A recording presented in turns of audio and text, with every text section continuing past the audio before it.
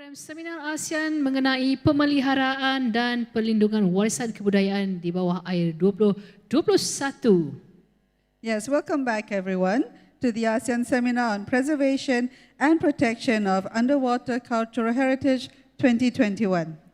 Baik, untuk Kak Koja dan juga penonton-penonton di Facebook Live menerusi Facebook Jabatan Warisan Negara dan juga Facebook Universiti Malaysia Terengganu, anda juga boleh memasuki link Webex untuk menyertai seminar ini dan anda akan diberikan e-sijil di akhir hari ini. Yes, that's right. Those of you who are watching on Facebook Live on UMT and the Jabatan Warisan Negara's Facebook sites, you can access the Webex links provided in order to also receive an e-certificate for joining us this fine day. Baiklah, seterusnya kita akan memulakan sesi pembentangan yang pertama pada pagi ini bersama dengan Encik Bobby Quaton Orlaneda dari Filipina sebagai moderator untuk sama-sama kita menikmati pembentangan sesi pertama pada hari ini. That's right, ladies and gentlemen. We'll now turn the reins over to Mr. Bobby Quaton Orlaneda, who will be moderating this first session.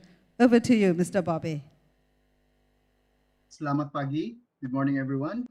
Thank you very much for inviting me to this ASEAN seminar on preservation and protection of the underwater cultural heritage. Much appreciation also to the organizers for hosting this very, very important seminar, which is hybrid, a combination of physical and virtual presence, despite the challenges of the COVID pandemic. So today, I will act as moderator on the first session, which will discuss on the country reports of Cambodia, Indonesia, Laos, and Malaysia. So the presenters will be given at least 15 to 20 minutes of presentation, followed by 5 minutes of question and answer. So I'm looking forward to this. And Malaysia. And so the first presenter given is from Cambodia, 15 to 20 minutes of presentation, followed by 5 minutes of question and answer. Degree in Archaeology. For the first presenter is from Cambodia, Ceramics Conservation and Restoration. Tep Sokha. From 2002 until 2007. Degree in Archaeology. He worked on many projects on ceramics conservation and restoration, such as the Prof site until 2007. He worked on many projects on ceramics conservation and restoration, and examined ceramics from the Prof site, zone protection, Jar site at Cargamos, and the Shipwreck ceramics and examined ceramics from settlements zone protection. He has also trained archaeological students in the field of ceramic conservation and analysis. So today he will make a presentation on preservation and protection in the field of underwater cultural heritage, Sdech shipwreck cargoes, Rusei shipwreck cargoes, jar burial sites. So Mr. Tep Sokha, please.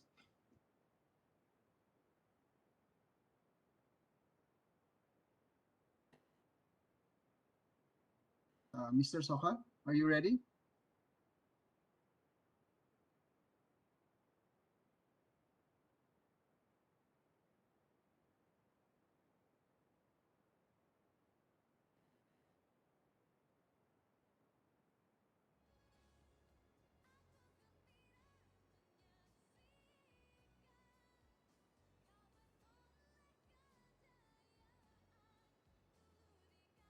Mr. Sokha, can you test your microphone? I can't hear it.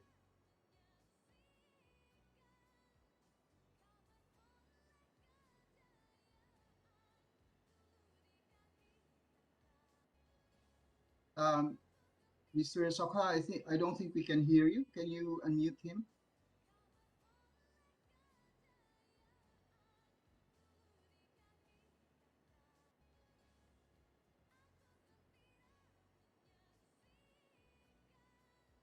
He's still on mute.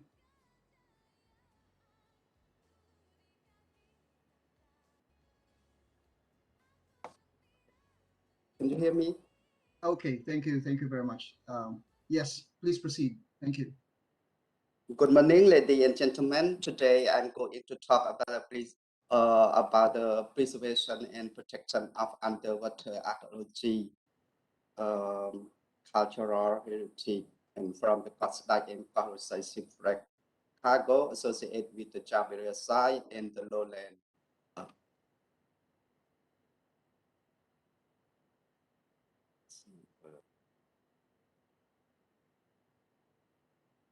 Okay. What I'm going to talk, I will give my introduction and the maritime history of Cambodia and the preservation and the water cultural heritage and the conclusion. Cambodia is one of the oldest countries in Southeast Asia, which is located in Indochina country border with Thailand, Laos, Vietnam, of Thailand, and cover total area 181,035 kilometers. The country is situated entirely inside of the tropical climate and Indochina time zone. Cambodia currently has a coastline of 435 kilometers, covering an area estimated at between 1,119 kilometers square and 1,847 kilometers square. Cambodian main geographic features are the low-lying central plain, include Tonle Sap, Mekong River, and Basa River. Mekong River, the long is like 500 kilometers in Cambodia. Law announced use on the adopt of the Kingdom Cambodia as a part to the UNESCO Convention on the Protection of Underwater Cultural Heritage on the 29th June 2001 at the third plenary session and the Senate second legislature. At the current period, an international port maritime trade is located at Kampong province, southwest of Cambodia coastline. And for the past, Okai Port has been international port of the Funan Kingdom, with the flourishing in the Mekong Delta between 2nd century to 12th century CE. Maritime connection of the Cambodia with India has been influenced in the Indianization. What Indianization has been in Cambodia from the Funan period until now. As far the Chinese record was about the dynastical history of the Funan Kingdom by the Kongtai ambassador in year 230. And Chow Takwan record about the Chenla people during he came on Korea city 1296 to 91. The first ceramic trade imported in Cambodia during the late Tang dynasty and so on. How the ceramic trade could identify the maritime connection. Discovery of the coastline shipwreck and Rusei shipwreck by the fishermen, ceramic from Thailand in like 15th to 17th century. The ceramic coastline shipwreck have conserved and made the catalog inventory in good condition storage management, and furthermore, the barrier jar used by the hinterland people from the 15th to 17th century have a conserved and the soon protection of the Jabiria site. In fact, post-Angkorian period, and we found the ceramic trade from China, Thailand, and Japan. What did they call the conservation of the ceramic discovered from the ocean? Underwater history of Cambodia. I will talk about the Indian maritime connection and the connection between India and between the Cambodia and India have been influenced Indianization such as the culture, art, and religion, Buddhism, and the Brahmanism, literature, and social policy, and the current period international port located in Kampong Sam province provide below the photo you see here. And as for the part of Kyle, port has been international port of the Funan Kingdom. And the prehistoric Indian bead imported Southeast Asian about the 4th century BCE, and many Iron Age unearthed Indian bead imported in Cambodia like in this century. and at the village at the site village 10.8 near Kampong Cham province. Bit is also one of the most important identifier by the maritime trade imported from India. Archaeological site remain unearthed the golden jewelry, bead, golden coin, and the ceramic in the Funan kingdom. In comparison, jar with a red slip and design are similar jar found in pre-Khmer site in 4 to 5 century CE. Indian merchant has turned in Southeast Asia due to the gold trade. Occult and relate to archaeological site are the primary source of the metal culture of the Funan, depend on the connection of the maritime road with India and China. Funan people could construct big ships with a dimension about 28 meter length and 8 meter width. That took people about like 500 to 700 person, depend on the Chinese record. And this is a coin in during the Funan period. And in general, maritime wood were ivory, horn, rhinoceros, tiger skin, cardamom, black pepper, cotton, sandal, silver, and gold jewelry, silver, pearl, and the ceramic. Ceramic trade is the most important cargo that we identify the evidence of production. This is a kind of iconography that also the influence from India, the Buddha, and also with the robe on the body, and also the Vishnu and the Harihara and other Shiva also. And the temple, we have this is like primitive temple. Normally the character with the lotus bud on the top of the mountain. Also, most of the temple is also worship to the Brahmanism. And Angkor Wat and the inscription, like literature inscription also, and in the Funan period have written in Sanskrit language. This is a ceramic trade imported from India. Also, and this side also the ceramic and found at Okai side, Okai side in international airport, international port, and also this is all the ceramic found at the Khmer side in Angkor region, like it dated 4 to 5 century CE. A country also that you see the country and also with the lotus leaf design and with the red slip and some kind of the country and also the originate from India. And maritime connection of the Cambodia and China. Cambodia and China has been a long maritime trade connection for a long time. We can identify the ceramic remain. Chinese ceramic have been imported in Cambodia late 9th century to the Tang of the Tang dynasty. We unearthed the Premati, Harihara city, and the current excavation unearthed at Tul Jehai site in Angkorian period. We found more ceramic from Song Yuan early Ming dynasty from 11th to 15th century. Chiu Takwan in the Chinese ambassador came in Angkor Empire for 1 year, like 1296 to 97. His record Chenla people and the Chinese writer called the Chenla people until 20th century. Travel from the southern China to the sea past Champa and in Cambodia through the Tonle Mekong River, Tonle Sap River, and then go to Angkor City. Ceramic remain is the most evident that we can identify the maritime connection and all in the country. Some example were Chinpai ceramic that in 13th century, and also some settled down Charlotte and from Longchen Kinsai.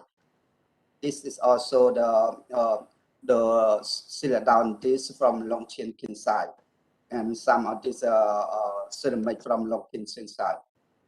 Post-Angkorian period, like 15th to 19th century, discovery of the coast like Shipwreck, Rusei shipwreck and found by fishermen. Normally, the ship cargo are moved ceramic from central Thailand and mainland North side product down beer and from the Sunlight, Sukhothai and Chinese blue and white porcelain. Furthermore, the ceramic cargo were used by hinterland people as a Jabari side, and the lowland people also use. Therefore, the ceramic from various the ceramic and various artifacts were used by hinterland people and the um, sorry, by the Southeast Asia. In some, we can preserve, protect our underwater cultural heritage in Cambodia. Preservation and protection are underwater cultural heritage. Preservation and conservation of cultural heritage. The conservation or preservation is to maintain and prevented all of artifacts in the good condition, which are all of these derived from an earth and underwater. We require very expert to conserve the object such as metal, ceramic, wood, stone, bead, glass, painting, but some archaeologists forget about the conservation project. Here I only talk about the ceramic conservation or underwater cultural heritage that I can share my knowledge how to preserve ceramic in the conservation of the ceramic from underwater. So first we must examine the condition of the ceramic earthenware and some of the stoneware must harmed by soluble soil and with clay and the glaze flaking off. Consolidation of the clay and the glaze and consolidate. I use two kinds of adhesive. It's acryloid B72 and B48. Desalination of the ceramic soaking pot in the fresh water for 24 hours or 3 days, 1 week or more days. Reconstruction of the pot with a good adhesive that adopt the climate in Southeast Asia. I would like to recommend again we can choose is acryloid B122 and B48 dilute in acetone. And this is the cost like when discovered this is the ceramic cargo from the cost like when we discover in 2006.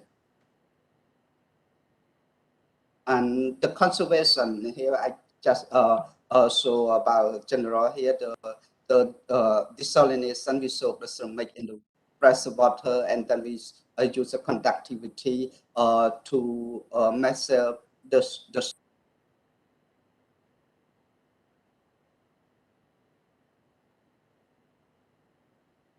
at the bottom of the jar here, and recommendation of the adhesive again about this.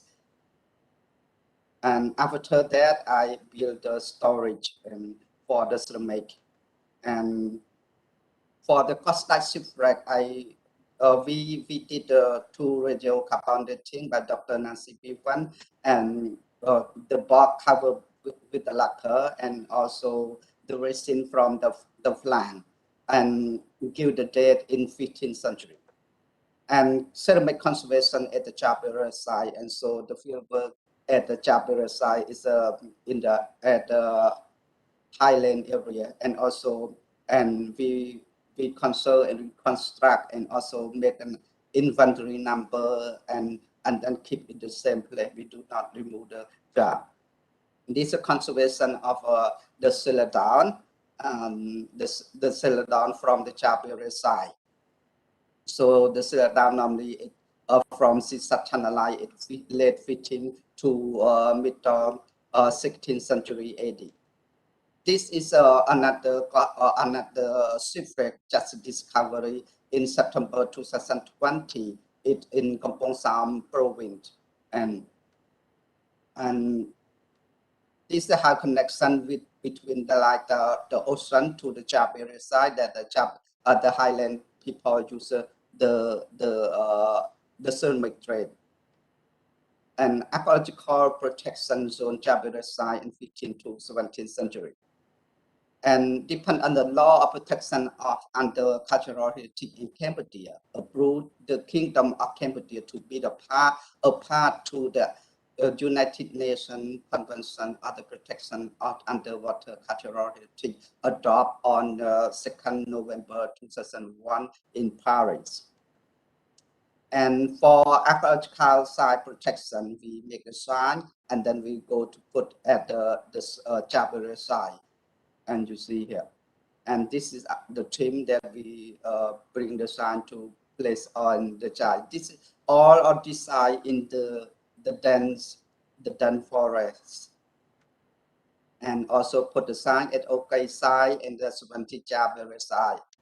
And in conclusion, Cambodia is one of the oldest countries in mainland Southeast Asia. It's located in Indochina. We adopt the Indianization such as art, literature, religion, and social policy. In the past, Okai was international part of Funan Kingdom. Depend on the Chinese record, have written dynastical history of the Funan Kingdom by the Quang Thai ambassador. Reverend of experts said that we have connection with India until 15th century.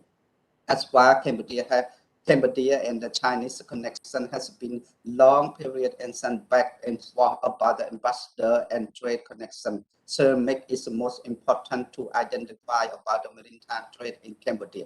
Law protection of underwater cultural heritage adopted to use in 29 June 2007 as a part of UNESCO convention. So far, we have discovered two shipwreck, a coast-like shipwreck located in Grisako, Kokong province, and Rusei shipwreck in Kampong Sam province. My project have concern and focus on the ceramic conservation derived from the coast-like shipwreck. Most of them have been in good condition at Department we are stored at Department of Culture and Fine Art. However, both are shipwreck Sdech and Rusei, we don't have a technical to protection ship underwater yet. We expect in the future. In addition, we hope we can protect and anyway about the Javari side, we can protect it at after the field work to put the sign at the zone protection. I hope we will gain more data in the future from the underwater archaeology field work. Thank you. Thank you very much, Mr. Tep Sokha, for the very, very interesting presentation. Even though Cambodia has a very, shall we say, narrow coastline, which is less than 500 kilometers, there's a rich underwater cultural heritage, as evidenced with the two shipwrecks, the Sdech and the Rusei, which I was very surprised to learn that the Rusei was only discovered late last year. So I hope that archaeological investigations will begin to commence on the Rusei. He also elucidated on the ancient connection of Cambodia between Cambodia and India, and also between Cambodia and China, as evidenced by the many artifacts from small gold and stone and ceramics up to the bigger temple sites, which is very interesting. He also is a ceramics expert. He has been involved in many seminar workshops and also conferences discussing on the different aspects of ceramic conservation, especially in the Sdech. So thank you very much for that. And also he explained more on the maritime interaction between the Cardamom Mountains and also the shipwrecks, which has almost the same type of ceramics, which is dated also to the 15th century, and most of them coming from Sisonalai and also from Mae Nam Noi Hewn sites in Thailand. So thank you very much for that, Mr. Tep Sokha. So are there questions? There's a comment from Kong Viria to everyone. It says, Kang Thai should write like this, but also Kong Thai. And Jiao Dak Wan should write like this, but also Jiao Tak Wan. So, yes. So if there are questions,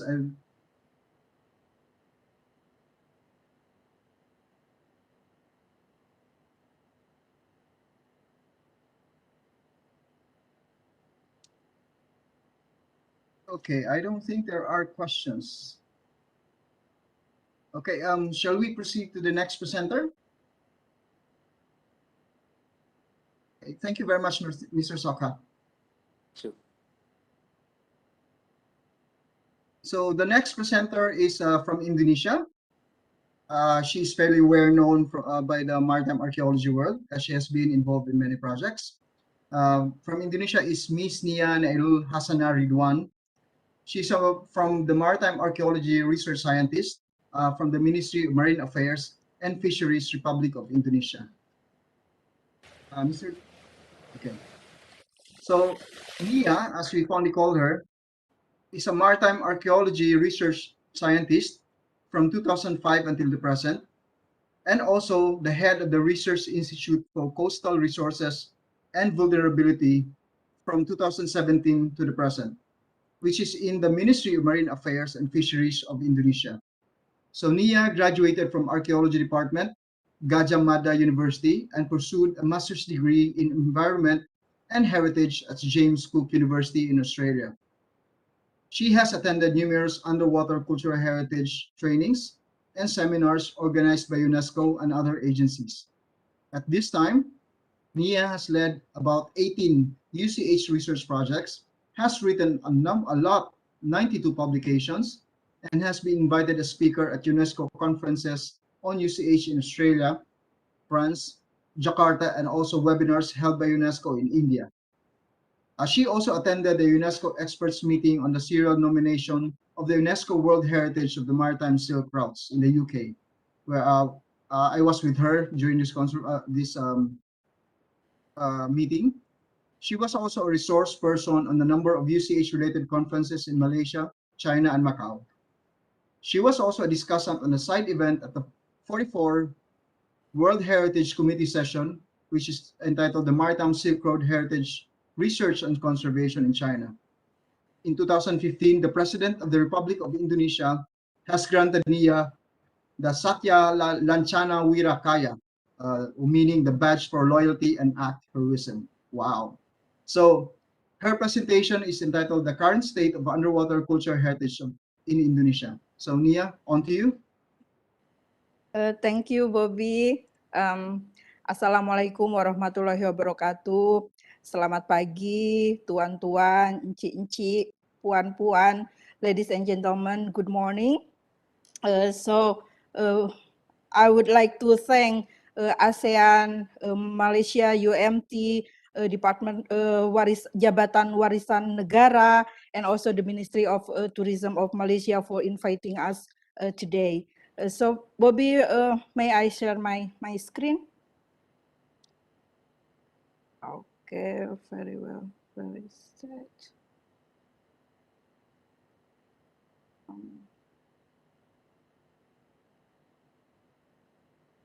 Please just wait for a minute. I will check.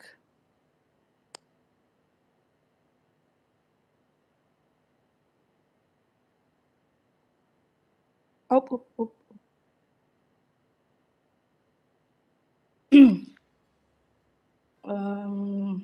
I couldn't see my presentation.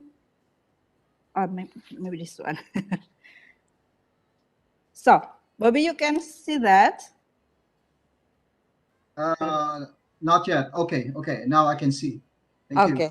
So thank you. So I will start my presentation, and my presentation is about the UCH current situation in Indonesia, including the latest legal products related to the protection and the management of the UCH, as well as some research activities and underwater or maritime archaeology studies that have been carried out in recent years, including in the time of COVID-19 pandemic and also in the new normal era by the competent institution in Indonesia, namely Maritime Ministry of Marine Affairs and Fisheries, which is my ministry. And also I will show you some snapshot from project from our friends in the Ministry of Education and Culture, because in Indonesia we have two institutions, two ministries working in the UCH and maritime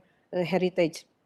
So I will also show you some recent management and utilization activities of underwater site and shipwreck cargoes, as well as several programs that we have for the public. This is for like UCH public education, to open UCH access to the public, such as the construction of the new maritime galleries, a museum, and we set up some local information centers, UCH local information center in the village, and managed by the community under our supervision. And we also have some projects in capacity building in our ministry, in Ministry of Education, and also in some universities in Indonesia. So I will move to my next slide. Yeah.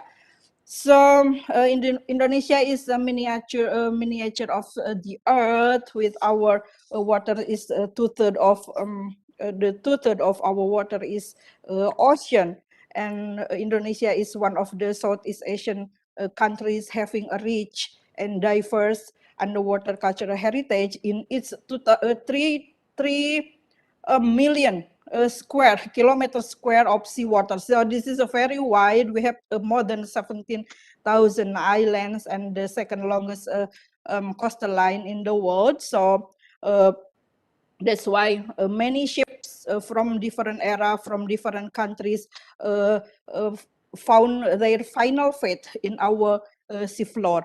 So Indonesia is from the past, it's very bustling in seafaring and also trading activities for centuries. And due to its strategic location at the intersection of the maritime silk and spice route connecting the west and the east, Indonesian waters traversed by a large number of various vessels from different countries or nation. So many UCS sites have been discovered, and this map, we just finished this map last night. I asked my colleague Vishnu here, he is here.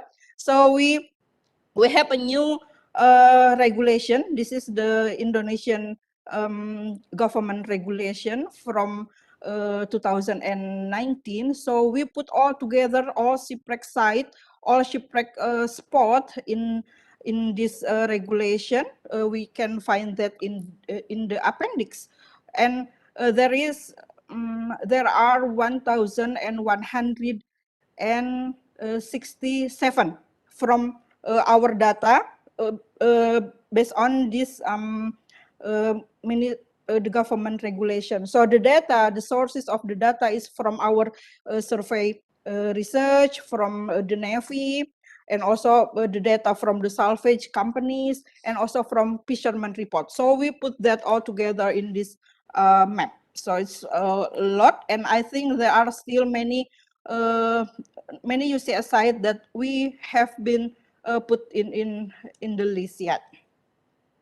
So I would like to show you the research activities in Abang Island, which is in Riau Islands province.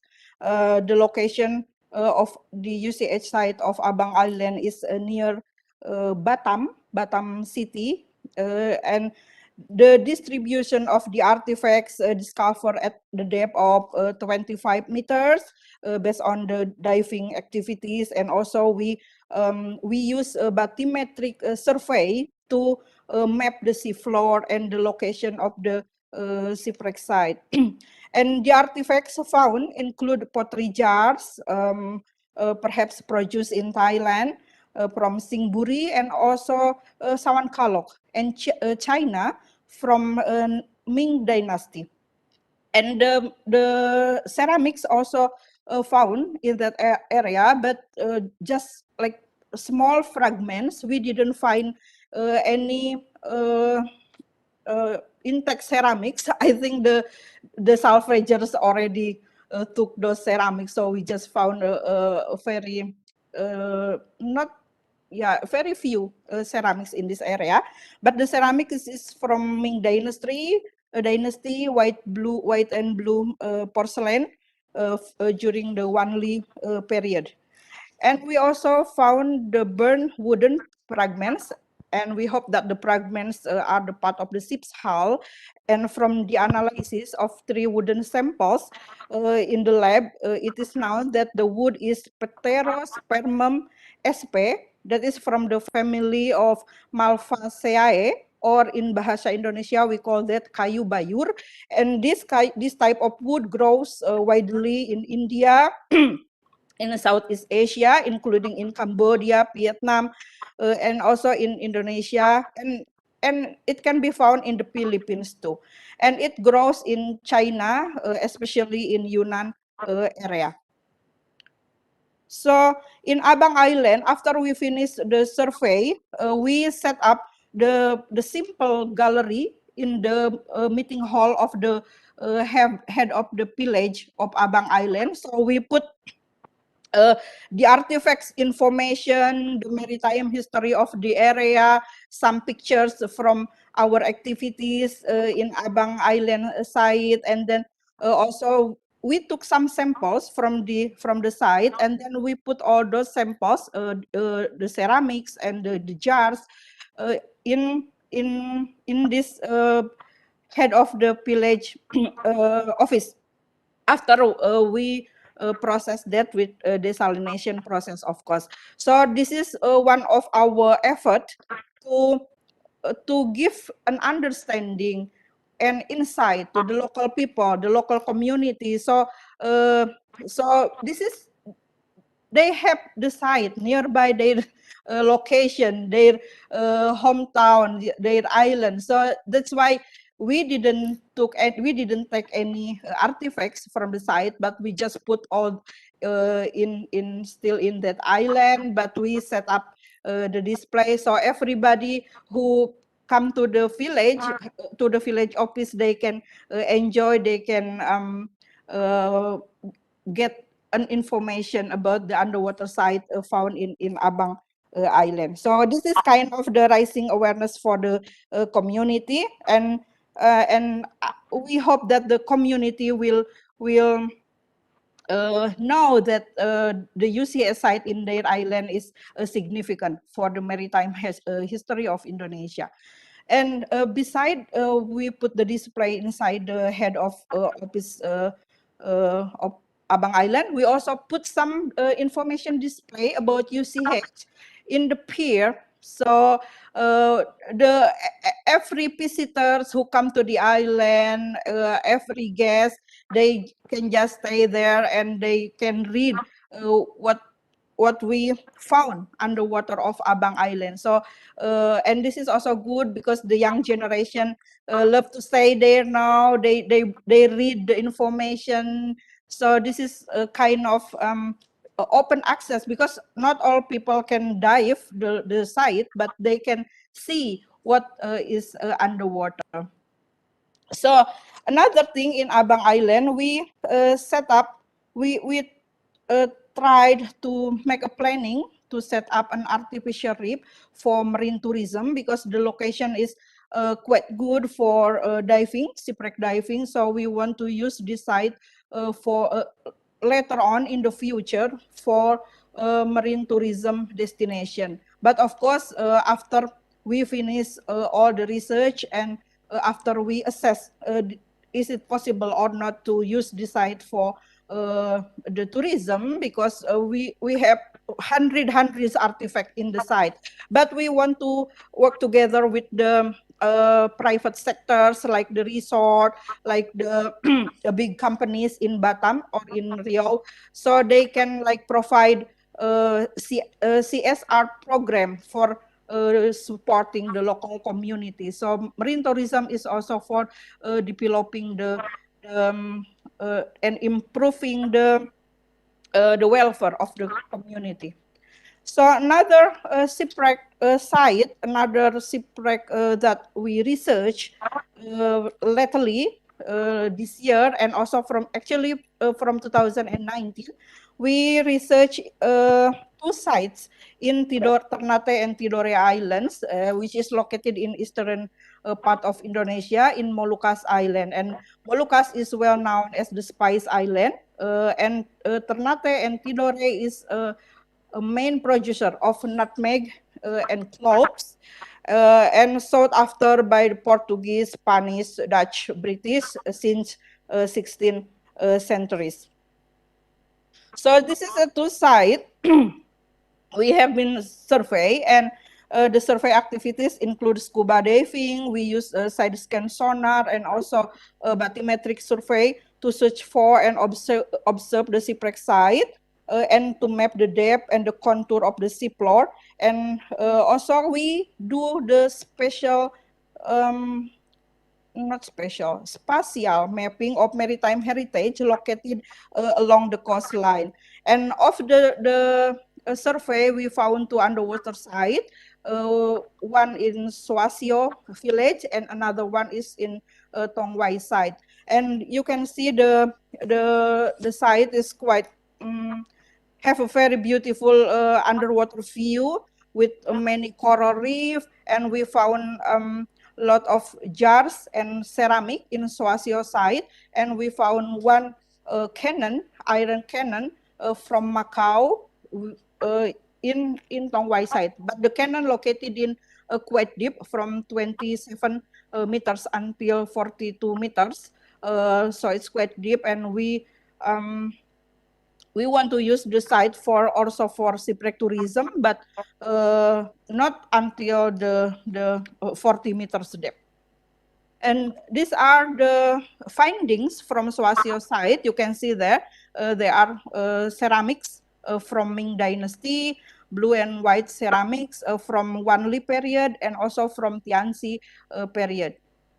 This is pottery storage jars, and we assume that the jars, some jars are from Southeast Asia, probably from Thailand or Cambodia, because we also have a quite long relationship with Cambodia in the past. And also we found one type of jars that is from Ming Dynasty. So I want to show you the this is our new law in Indonesia. This is quite controversial law. We have now an Act number 11 and just issued last year on job creation. In this law, it is mentioned that utilization and the management of shipwreck cargoes by private parties can be carried out. So that's why in Indonesia we are still discussing this, because this act, we have to have the derivation of this act so we can regulate wisely and properly, because we don't know that we lost our UCH again. So this act still we are still have ongoing process to implement the act. And another regulation in our ministry, we issued one ministerial regulation about the marine tourism pillage. So we encourage pillage in the remote areas, in the island, in the coastal areas to be a marine tourism destination. So we support the village so they can manage later on by themselves, and they can what to say. So we hope this will also improve the welfare of the community. So I want to show you one slide. This is from my friend Sinatria Adityatama. He is at the time he was in the research National Research Center for Archaeology, or Puslit Arkenas, under the Ministry of Education and Culture. But I think this it will be moved to the National Research Institute. So Sinatria with his team, they try to search to research in Makano Lake in Sulawesi, and they found the Iron Age culture. And you can see here some artifact, including pottery, and then charcoal, stone plaques. in this lake. So this is very good for Indonesia because now we have a submerged, like a submerged settlement underwater because because until now we only have many sites from the sea, but now we have the site from the lake. So this is quite a development for Indonesia. This is another a work from our friend in Archaeological Center in North Sumatra. My my friend Stanov provided this for me, and they have a project in Senggiling site in Bintan. They also already made the photogrammetry survey, and you can see here some artifacts found in the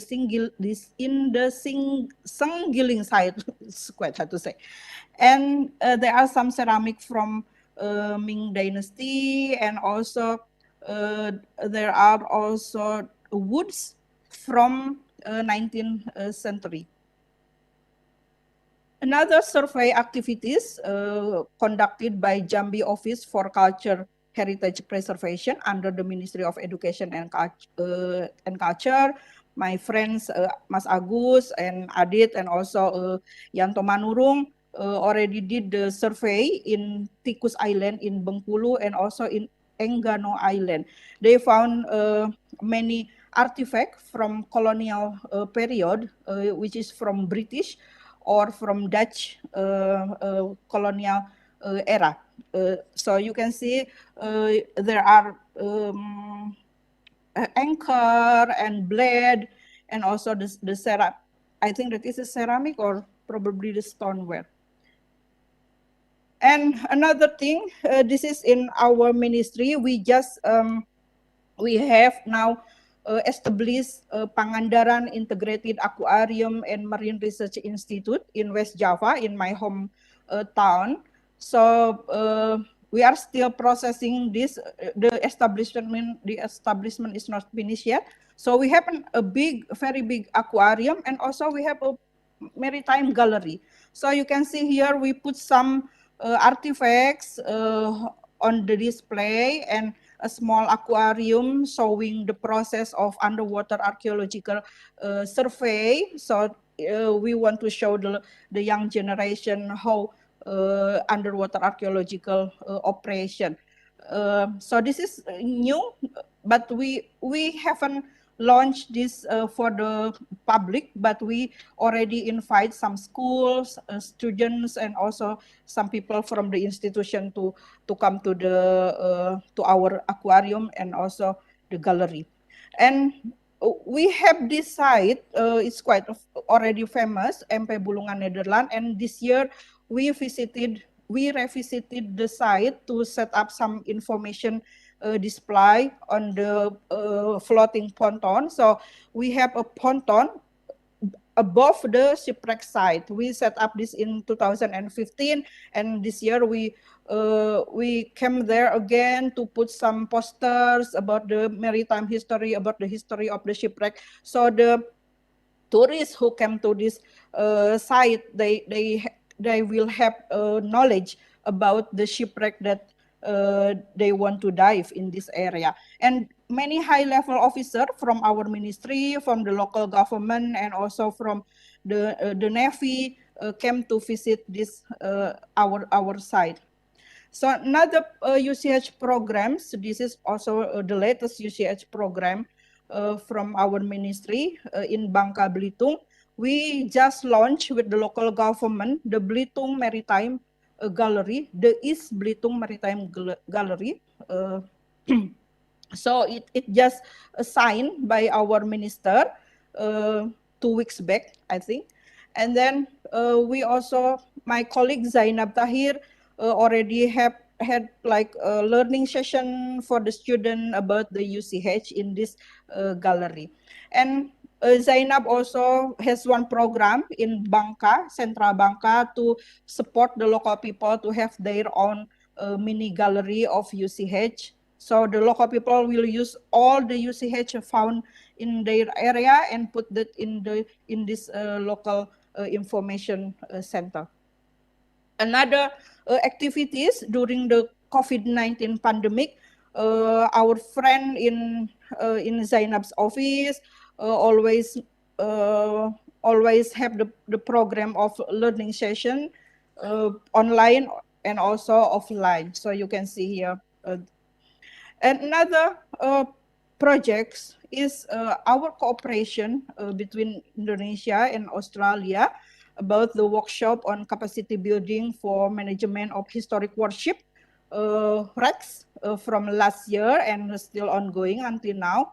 And in this project, we have UCH lectures. We invite some friends like Mas Agus, Mbak Agni, Sinatria, many practitioners on UCH to give a lecture for the students. And we also bring the student to our warehouse of the artifacts, so they learn about the ceramic artifacts, about the things salvaged from the sea. We have also podcasts on marine litters found at HMAS Butphachith.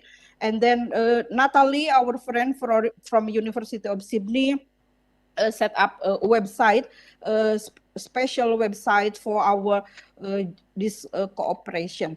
And now we are in the process to sign the agreement between Ministry of Marine Affairs with the Puslit Arkanas and also Australian National Government and Australian National Maritime Museum.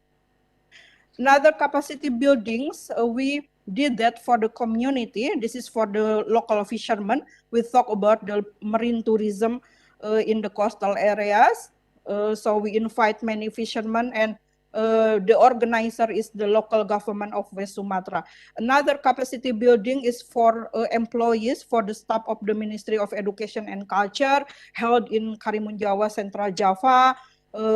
So many friends in Ministry of Education attended this training, and my friend Mas Agus also one of the lecturer in this training. Hi, Nia. Yeah, okay. Can you? Yeah. Yes, it's. Yeah, okay, all right. Thank you. Okay, yeah.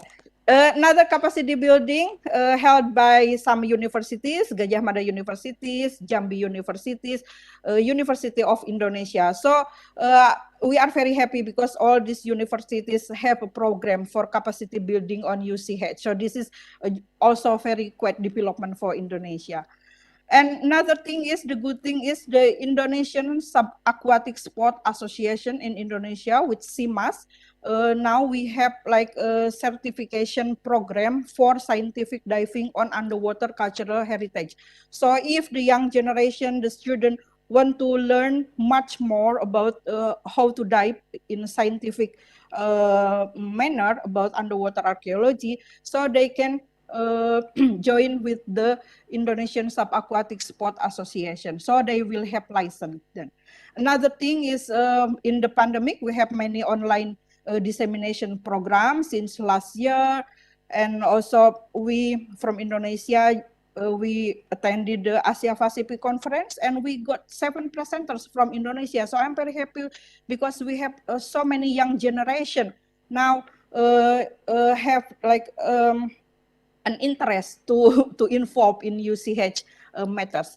And this is, I think, the last thing from my presentation. We have some recent publication. We wrote some books, but sorry, still in Bahasa Indonesia.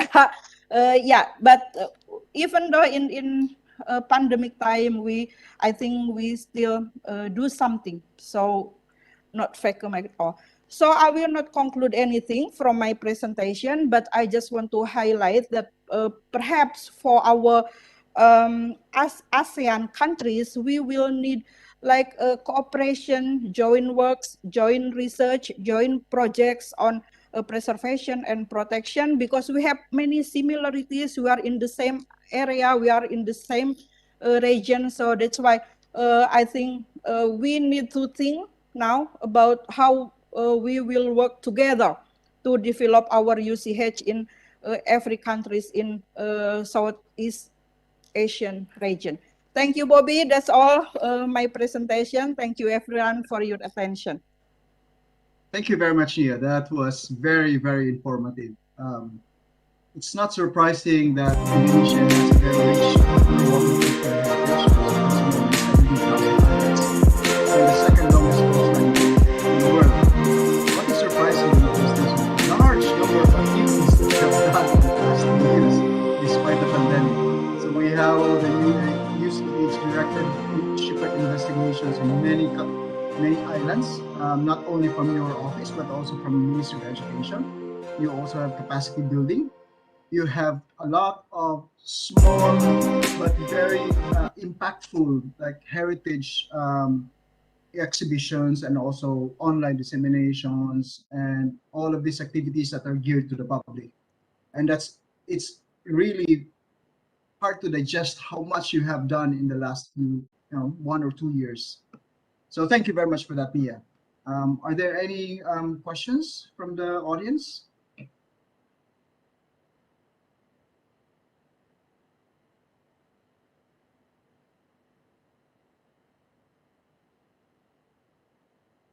I think everyone was in shock of the amount of information that you have imparted to us. So my question here, I'm going to ask a question. What about the new law? Looking at it from an archaeologist's point of view, it's quite obvious that it's detrimental for our discipline, because it means having permits to private entities to conduct shipwreck excavations, and we are very much against on that. So are there any, shall we say, moves or planned measures by the underwater archaeologists to really contest this? Yes, thank you, baby. Yes, Bobby. Why, baby? It should be Bobby. So yes, it is indeed. This is quite controversial, and there are lots of protests from Archaeological Association. Even I'm also the member of the Indonesian Archaeological Association. So many experts in archaeology, they protest this act. However, but the problem is the act is already issued. The act is already issued, and this is based on the instruction from the highest level of our government. So that's why I thought you earlier that now in Indonesia we are still discussing how to implement the act. So we still can make a derivative regulation to make sure that there we will have no salvage companies who will sell or have the auction, and the artifacts will be brought to the foreign countries. So we don't want to have this kind of implementation. So that's why the thing that we can do now is how to make the derivative regulation to just to make sure that there will be no auction for the foreign, but we also have to have another solution. For example, probably we give a concession to the private companies to use the artifacts for exhibition program, but not for sale, but like for exhibition in the periodic times. So and some other solution. I think we are still many discussion about this between my ministry and the Ministry of Education, and also the law expert here. So maybe Bobby, for now we cannot speak too much about this act, but we will inform you all if there is new regulation for implementing the act, and we hope that the new regulation will not harm our UCH site. Thank you very much, Bobby. Nia. Yeah. It's going to be very challenging, considering the large area of Indonesia, and also there's only so much of you, like Indeed. a small number of people going to implement this. Yeah, and so many salvage company already they just like get ready because this act will give them a permit to do the survey and salvage again. So there was a question by Izwandi bin Idris. How does the Indonesian authority deal with commercial underwater treasure hunters? So I guess you have already answered that question. Yeah. So most of these are congratulations on your very nice presentation. So thank you very much, Nia. Okay, So, welcome. We now proceed to the next presenter for the Lao PDR. The presenter is Mr. Amphai Butphachith from the Division of Archaeology, Department of Heritage, Ministry of Information, Culture and Tourism. So Mr. Butphachith, sorry if I mispronounce it, has a bachelor's degree in History and Heritage Management from the National University of Laos. He currently works as an archaeologist at the Division of Archaeology, Department of Heritage, Ministry of Information, Culture and Tourism. Among the archaeological research projects he attended are the Plain of Jars, a research project, the Sepon Ancient Copper Mining Research, and the Protection Project. He will present the paper on underwater cultural heritage discovered in Laos. So, Mr. Butphachith, please, the floor is yours. Okay. Hello, Bobby. Hello. Okay.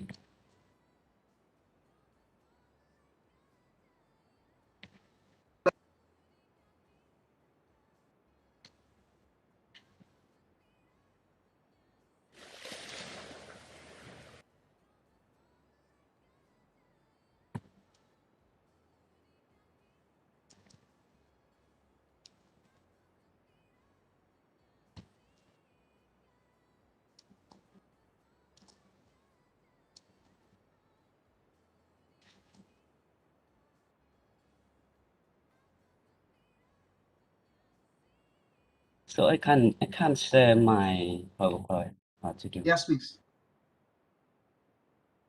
We can already see your presentation. Just make it a full screen.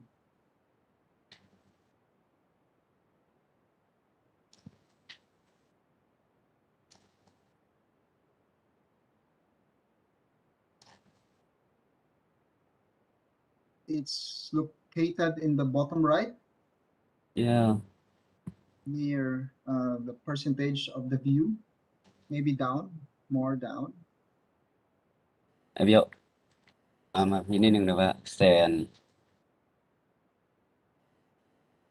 I can't find Bottom right. bottom right. Oh, Bottom right on the other side. And also near the 70%. That's the full view. Now go down more. It's okay. Yeah. On the other side, on the other side, on the other side. Oh, More. I Yes, see. yes. Beside the 70%. Beside the 70%. If you see the number 70%, then the next one is the full. No, not Oh, one more. yeah. Yes, yes. Oh, okay, thank you. All right. Okay. Can you hear me, Bobby? Yes, yes, please continue. Okay, good morning, ladies and gentlemen. My name is Amphai from the Division of Archaeology, Laos.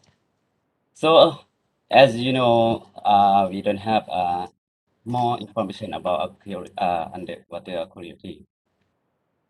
So, I have some information to share with our ASEAN country about cultural heritage, underwater cultural heritage in Laos. As underwater cultural heritage in Laos, sorry.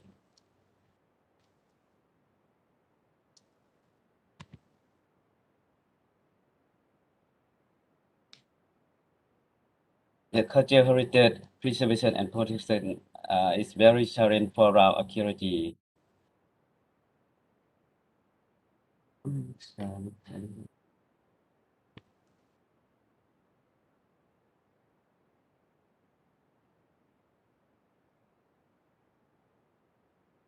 Among our archaeology, the theory of knowledge, skill, and experience about the water archaeology. As we know, Lao PDR is a landlocked country, and there's only one country in ASEAN member don't have the border protectorship. But in Laos, has the Mekong River has the country in range about 150 kilometers from the north to the south. There are many ancient cities located near the Mekong River, as Suvarnabhumi, Ruin ancient city established during 13th century before Ransang Kingdom, and Siang Thong city or Luang Prabang was heritage city now. The capital city of early Ransang Kingdom and Vientiane capital city, the old capital city of Ransang Kingdom during 16th century to 19th century. And Wat Phu ancient city ruin World Heritage Site in 2001 in southern of Laos. Currently, some ancient city was destroyed and still remain some evidence, such old city wall, stupa, pagoda, and brick structure. Artifact and other until present day route didn't have any underwater archaeology research project yet. On up under agriculture heritage finding are from transferred by local people, and the construction project of hydropower dam, as 3 sites were found in Syria ago. Site 1 is a old ancient city, Suvarnabhumi. Ancient city is located in Suvarnabhumi city, was established in 13th century. The city is located on 2 sides of the Mekong River. One portion is located in Chiang Saen district, Thailand, and 2 portions are located in Ton Phuong district, Laos. The city was ruined and still remains some evidence of the cultural heritage, such as Buddha statues and clay stupa and building structure. Some part of this city was destroyed by the Mekong River and sink down to the base of the river. In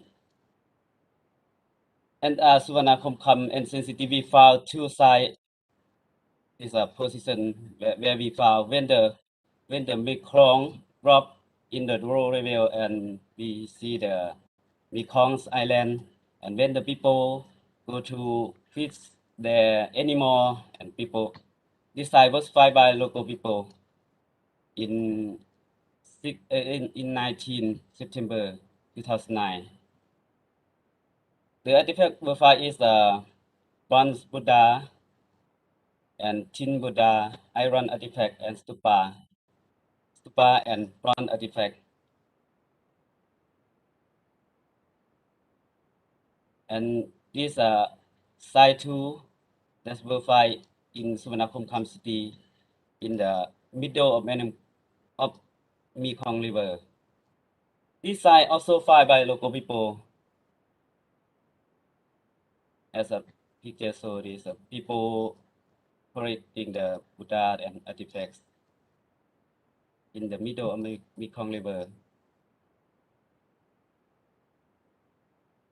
Artifact we find in this site, there are the well structure, Buddha head, and cannon.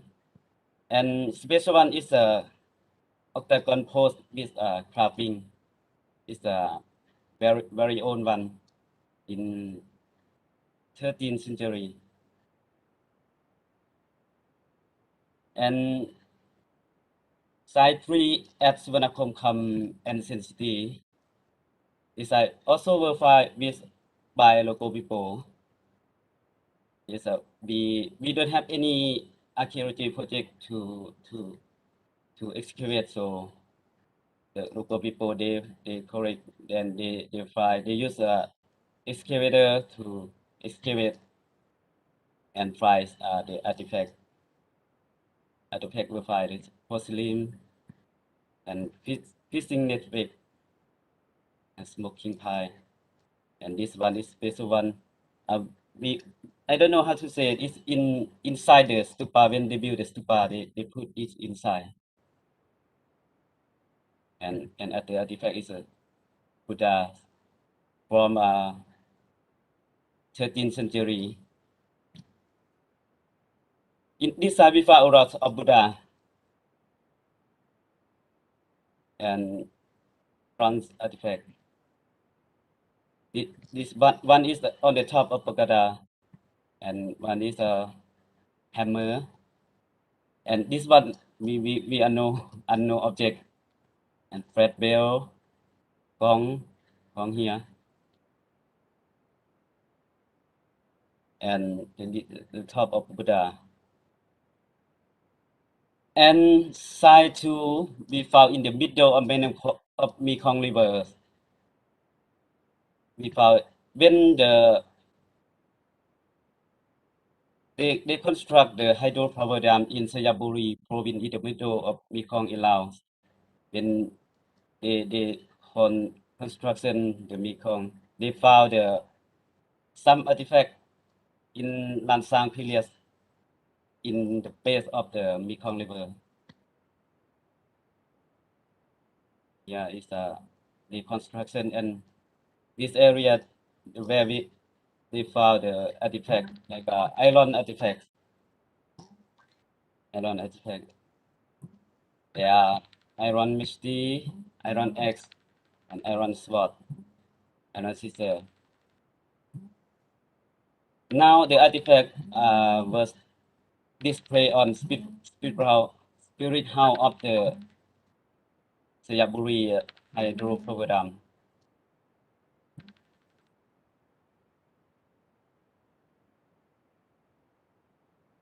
And side three, we found at the Nam Ngum River that connect to Mekong River, Dao Vientiane province, the canoe boat. The boat also was found by the villager on,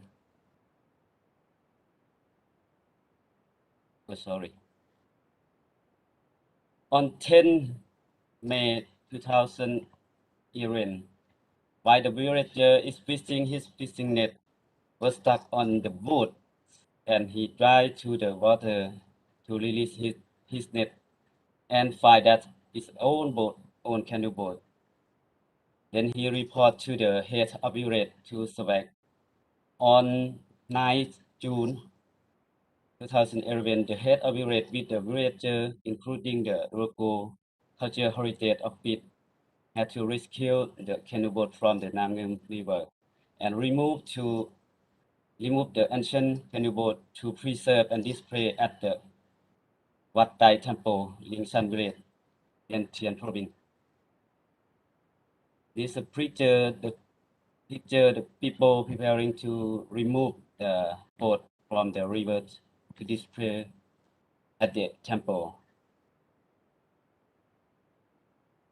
So we don't have much more information about the underwater archaeology in Laos. So, and I would like to report more about cultural heritage management in Laos.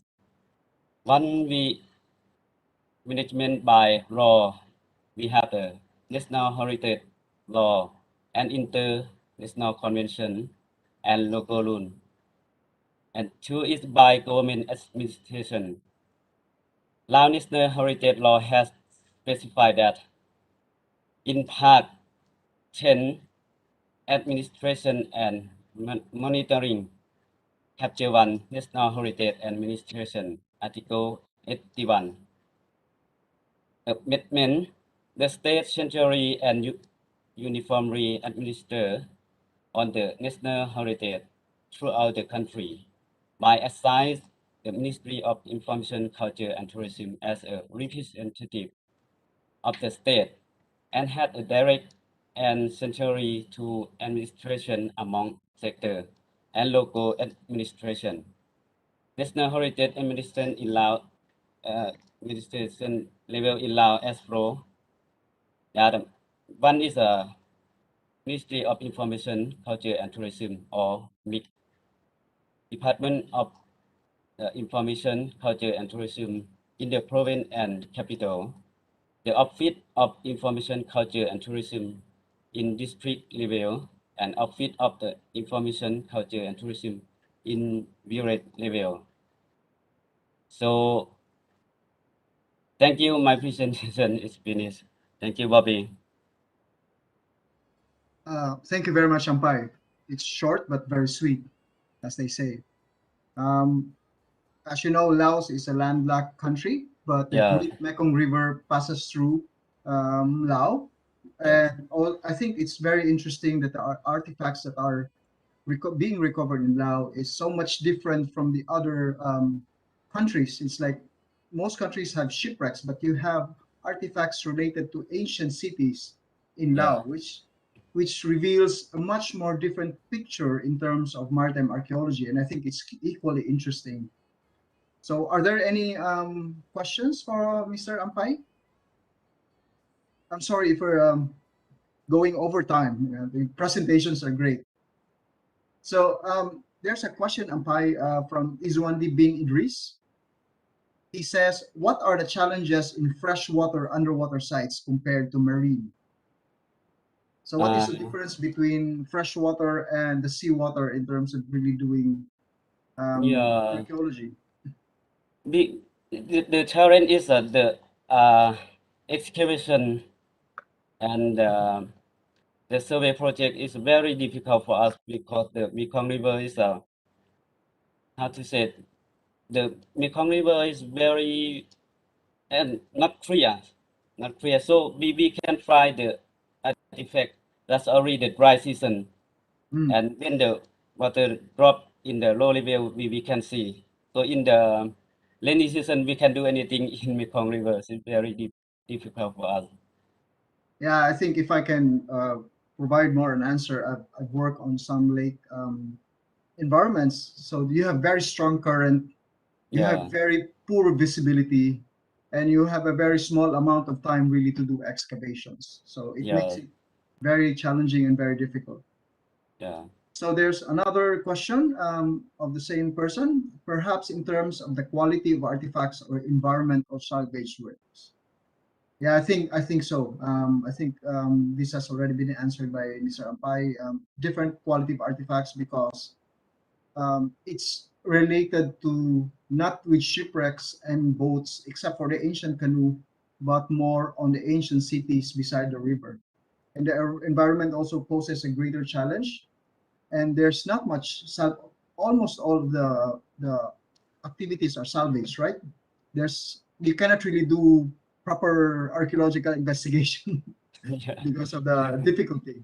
Yeah, we should learn more we should learn more about experience with other country in ASEAN countries.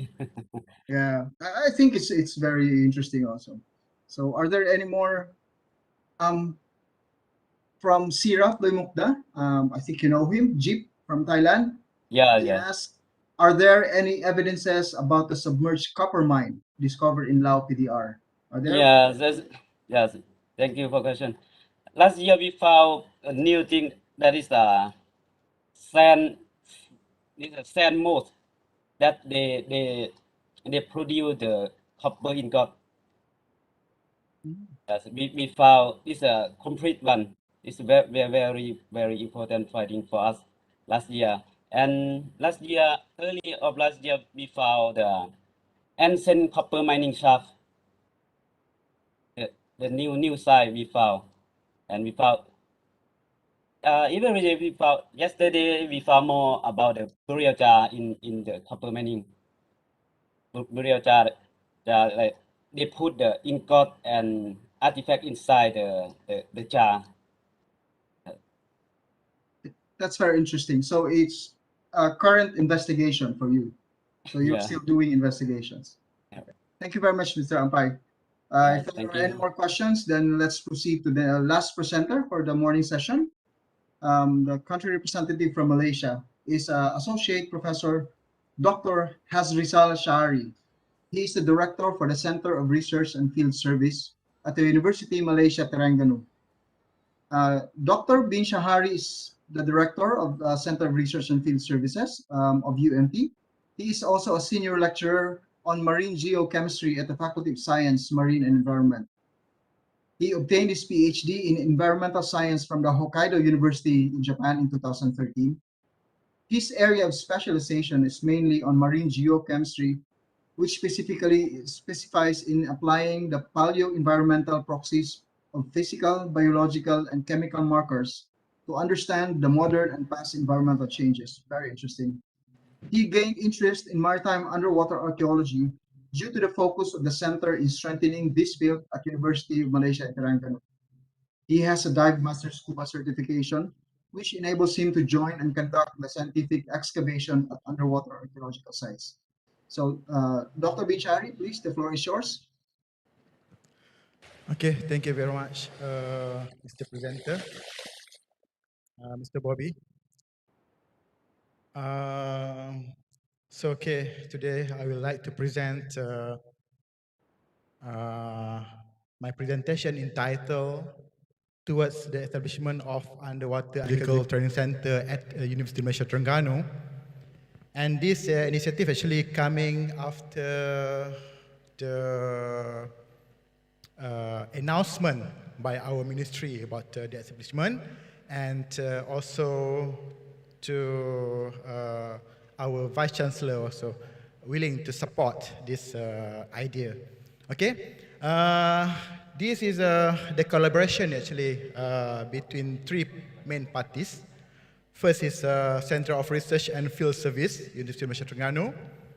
The second one is Department of National Heritage, and also we also involve here the private entity, which is Uzma Berhad. Okay, so can we move to the next slide?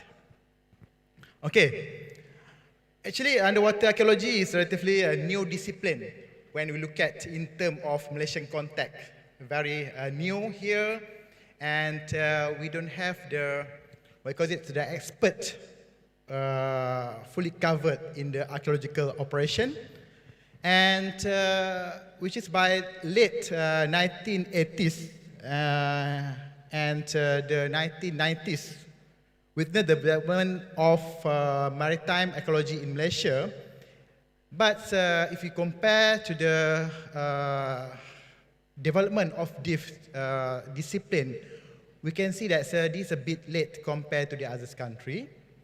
And thus, we're thinking that the establishment of underwater archaeological training center is necessity to handle a proper excavation technique and also procedure here.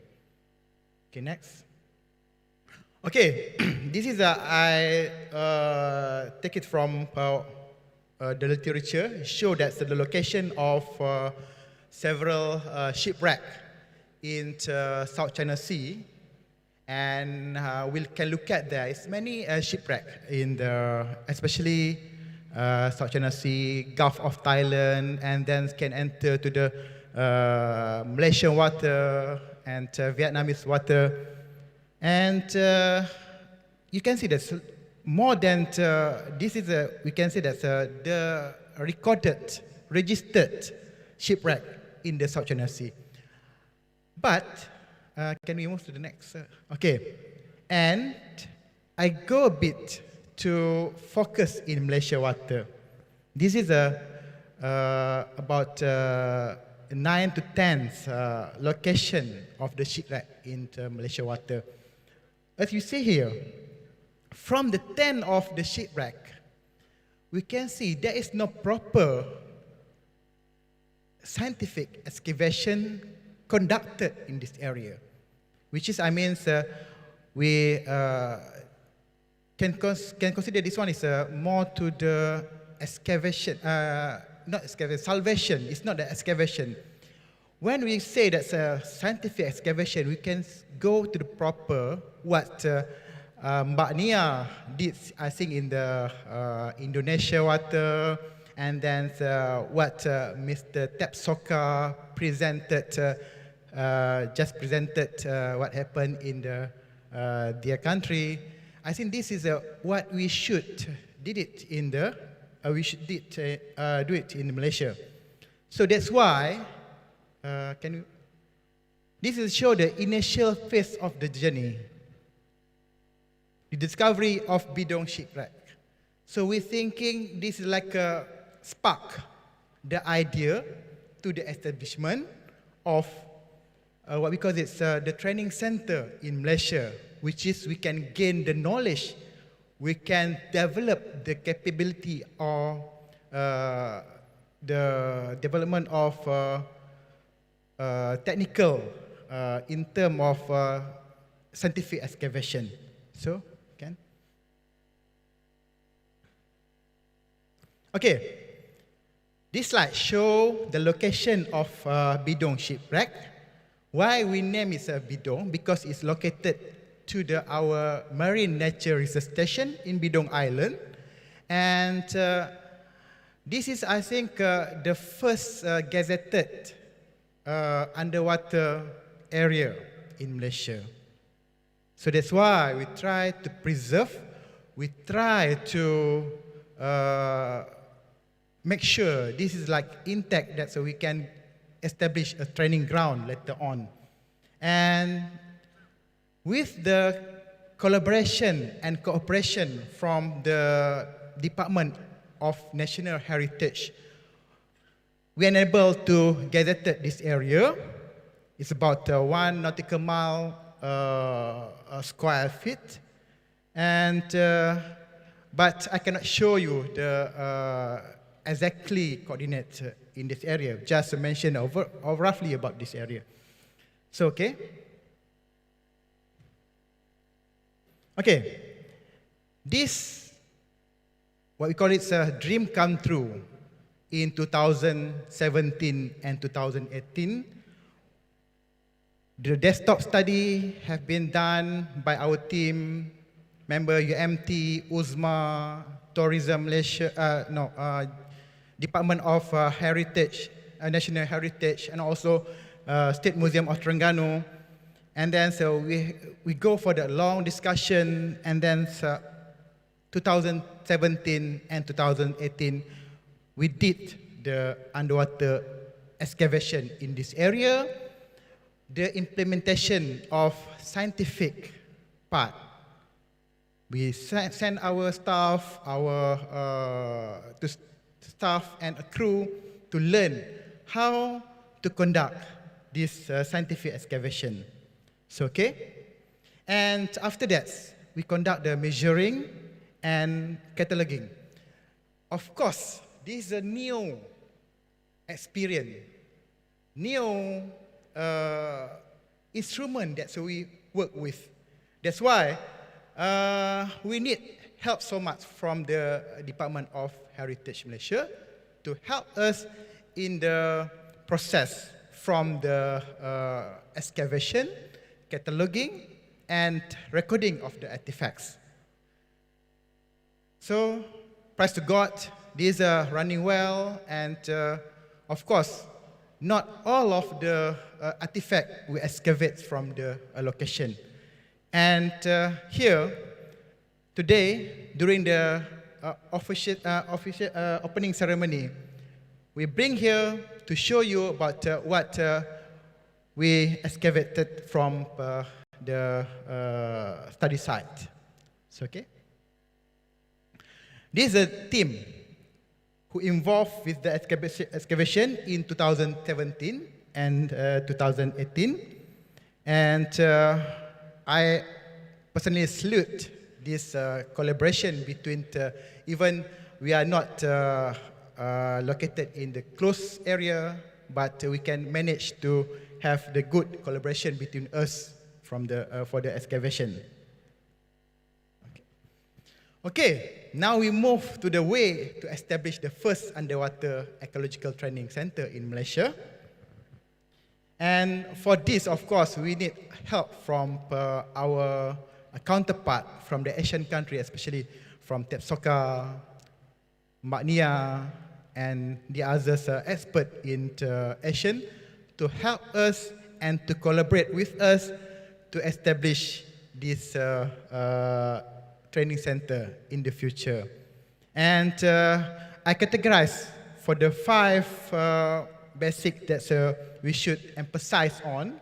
First is in terms of facility, professional scuba divers, boat and vessel, strategic partnership, and also development of a standard manual. These 5 categories, I think, is very important for us to look at on in order to establish the training center.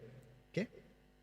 Okay. In terms of facility, we are lucky because we got the support from our management to have the proper facility in Bidong Island, and also scuba facility in UMT, and also at the Bidong Island. There's what we need to develop is a knowledge and also skill for our staff to enable this dream come true. Okay. And the other facility that we also have in UMT is a desalination pool, because we know that when we work with marine environment, and we should remove the salt from the artifacts. That's why we have this facility in UMT in order to desaline the artifacts. Okay. So the other facility that we have in UMT is a storage room for the artifact placement, and also galleries. This is very important for us to, after we call it the salvation, the excavation and treatment, and we should have to display what the artifact we have in UMT. So here at the right hand side of my the picture is the storage room, and also even our gallery is not big compared to Mbak Nia facility, but we have this kind of facility. Maybe if we got some green light from our management, we can expand this area into the more attractive and good facility. Okay. And then we are, as I mentioned before, we have the professional scuba divers, but we try to upgrade our professional dive team. This one is very important for the excavation or for the scientific excavation. We need the professional scuba divers compared to the recreational scuba divers. And we are also lucky because back to 2020, we received the ISO 9001-2015 on management of training for scuba diving licensing. And in the future, we try to looking forward for the ISO 24803 recreational diving service, requirements for recreational scuba diving and service providers. And this, I think, in terms of human capital development, is very good for us and also the team. Okay. And the other facility that we have here in UMT is a boat and vessel. We have several boats that can help us in terms of to proceed for the excavation in the island or in deep water. Okay. So this is also very important that we should highlight in the any collaboration between strategic partnership with Malaysian government in the context of Ministry of Tourism, Arts and Culture Malaysia, state government, Jabatan Warisan or Department of National Heritage, UZMA, State Museum, Malaysian Scuba Diving Association, and also the diving operator for Scuba Diving International. I think this is among the strategic partnership that we're looking forward in the future to gain the capability and also human development instead of our facilities. Okay, and this is two manual that we concentrate on, which is to set up the scientific scuba diving manual and underwater archaeological excavation manual. And with this manual, we hope we can also include our collaborator from Asian country, that we can add on more based on experience and knowledge from our counterpart that can help us to make it the proper manual in the future. Okay, I think there is the conclusion there since 1980s until present. We don't have the training ground in Malaysia, and we hope this first training ground will facilitate in terms of knowledge transfer, in terms of development of we call it professionalism in scientific excavation in Malaysia, and the recovery of Shipwreck has sparked the idea, the establishment of the first underwater archaeological training center in Malaysia. And last not least, I hope that we can have the support from our local counterpart, and also maybe in the future we can work with the regional agency and also Asian to help us in to develop this first Malaysian training center in UMT. So thank you very much.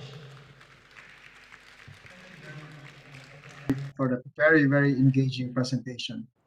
I would agree that I think Bidong Shipwreck represents a new chapter in terms of maritime archaeology in Malaysia compared to the other previous shipwreck excavations where it is a collaboration between the government and the private institutions, but not here. So this is a purely scientific investigation, which I applaud.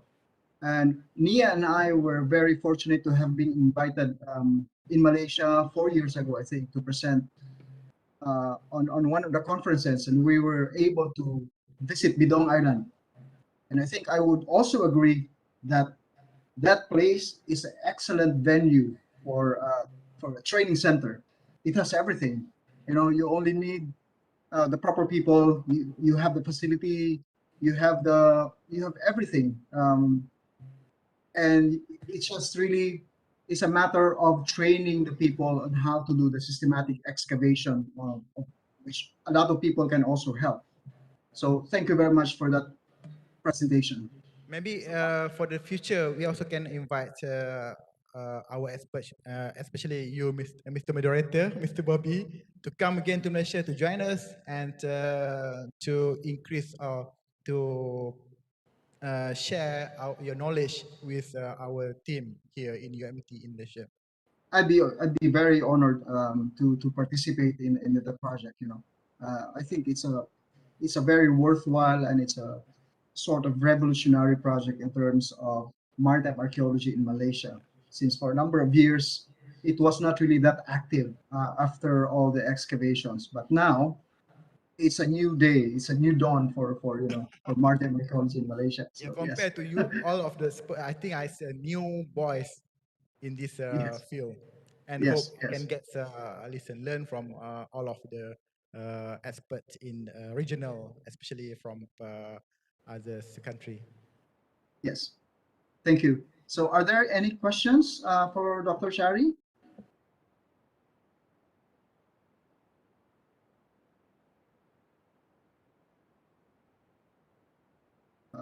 I don't think there are any questions, because I think it was very self-explanatory. It was very well presented.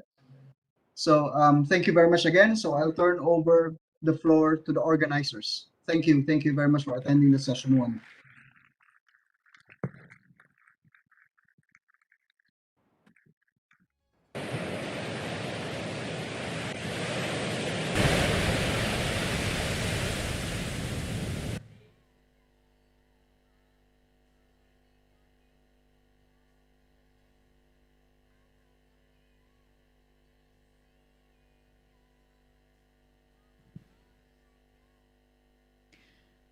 Okey, baik. Terima kasih kepada Encik Bobby selaku moderator kita pada sesi pertama ini dan juga terima kasih kepada semua pembentang yang telah membentangkan kertas kerja mereka sebentar tadi.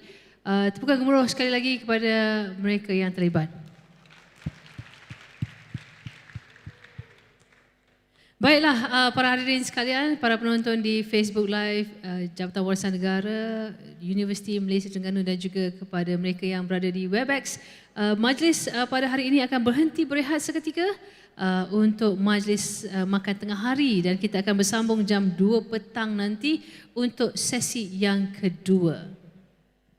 Ladies and gentlemen, we shall now take our break for lunch. We'll resume at 2 o'clock with the second session. See you at 2.